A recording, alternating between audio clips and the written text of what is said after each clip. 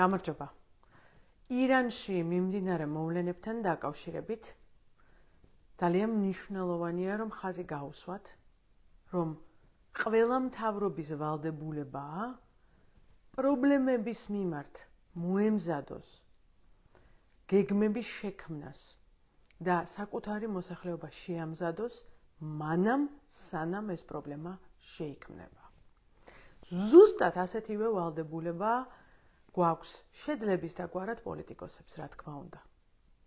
რაც უფრო ადრე შევძლებთ დავინახოთ პრობლემა, რომელიც იქმნება, მით უფრო უკეთ შევძლებთ ჩვენ მომემზადოთ, შევიმუშავოთ ხედვა, გეგმა, ხალხს გავაცნოთ და ხალხი შევამზადოთ. რამდენიმე კვირის წინ დავინახე რა, რომ იწყებოდა დაძაბულობა ირანთან მიმართებაში და უკვე გაისმა არაერთი შეთავაზება და განცხადება, რომ შეიძლება იყოს მძაფრი რეაქცია ირანთან მიმართებაში, ეგრევე დავსვი კითხვა, როგორ ემზადებოდა ამასთან დაკავშირებით საქართველოს მთავრობა. პასუხად მივიღე დუმილი. პასუხად ჩვენ ვერ ვნახეთ, ვერავითარი შეხვედრები, თათბირი, ანალიტიკა მზადება. რა ვნახეთ? ვნახეთ, რომ მას შემდეგ, რაც უკვე დაიწყო კონფლიქტი, დაიწყო ფიქრი ქართულმა ოცნებამ, რა უყოს საქართველოს მოქალაქეებს უცხოეთში. მაგალითად, მას შემდეგ მხოლოდ და მხოლოდ რაც დაიწყო დაბომბვები და გამძაფრდა სიტუაცია, შეიქმნა რეისები ისრაელიდან და ირანიდან და სხვა ადგილებიდან შეიქმნა გეგმა საქართველოს მოქალაქეების გამოყვანის, იგივე დუბაიდან თუ აბუდაბიდან. ეს უკვე დაგვიანებულია. ყველა რესურსი ქონდა ქართულ ოცნებას, რომ ამაზე წინასწარ ეფიქრა. მეცად გეტყვით, ჩვენ დავინახეთ, რომ აქ არსებობს ორი საქართველო, ისევ და ისევ.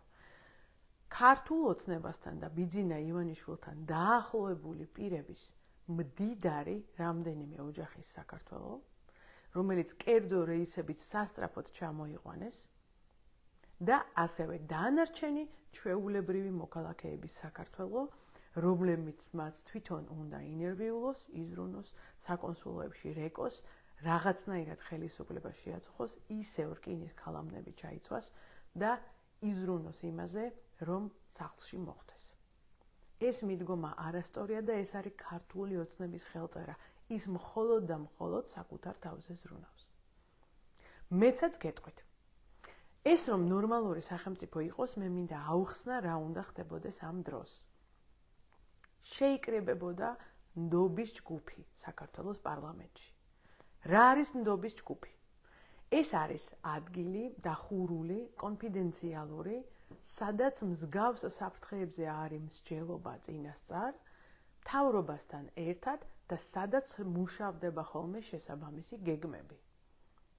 ნდობის ჯგუფში არის ჩვეულებრივი ისეთივე საშუალება ყველა დემოკრატიულ ქვეყანაშია, რომ ასეთ თემებზე დახურულ კარს მიღმა იყოს ხოლმე მსჯელობა.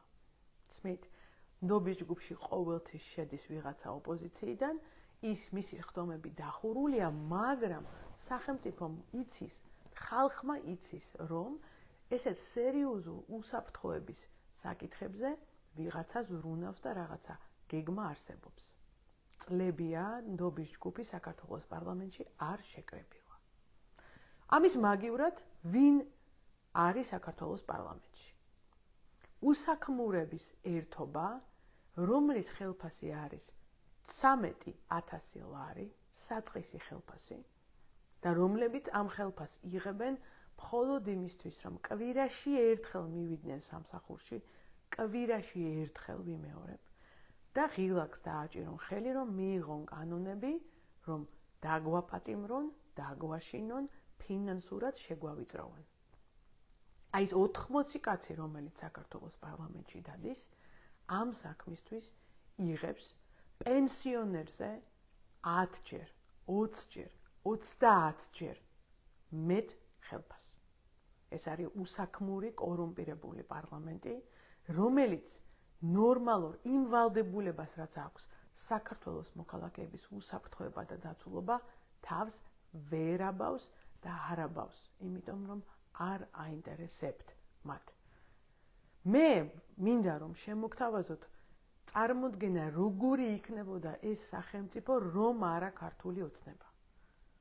შეიკრიბებოდა კარგი ხნის წინ, 1-4 კვირის წინ, როგორც კი საფრთხეები შეიქმნა, შეიკრიბებოდა ნდობის ჯგუფი, დახურულ კარს მიღმა იქნებოდა მსჯელობა, გამოვიდოდნენ და იტყოდნენ ჩვენ გვაქვს გეგმა, წინასწარ გამოაცხადებდნენ ევაკუაციას, წინასწარ დახურავდნენ საელჩოებს თუ საჭირო იქნებოდა, წინასწარ მიიღებდნენ ყველა ზომებს საზღვრებთან დაკავშირებით. ახლა ამოიღო ასევე სხვა ოპოზიციონერებმა ახლა დაფიქრდნენ თურმე რა შეიძლება მოხდეს ჩვენ საზღვრებზე. მეგობრებო, ამაზე მე ვსაუბრობდი ბევრი კვირით ადრე. და კარგი იქნებოდა, რომ მორიგჯერ 1000 სისულელის მაგივრად, რაც განიხილება ხოლმე საქართველოს ტელევიზიებში. ასეთი სერიოზული საკითხები, სერიოზული მსჯელობა იყოს მთავარი განხილვის საგანი. მე ყოველთვის მინდოდა, რომ ეს ყოფილიყო ჩემი ამოცანა პოლიტიკაში და ამას ვცდილობ. დროებით ხაზზე ვარ, რა თქმა უნდა, ყველანი ყურადღებით ვაკვირდებით მოვლენებს, შემაშფოთებელია ის, რაც ჩვენს გარშემო ხდება, დასაფიქრებელია და რა თქმა უნდა, თუ ვინმეს რაიმე მხარდაჭერა გინდათ ჩემგან, შემიძლია ხმა მივაწვდინო ვინმეს, ან ისრაელში ხართ, ან ირანში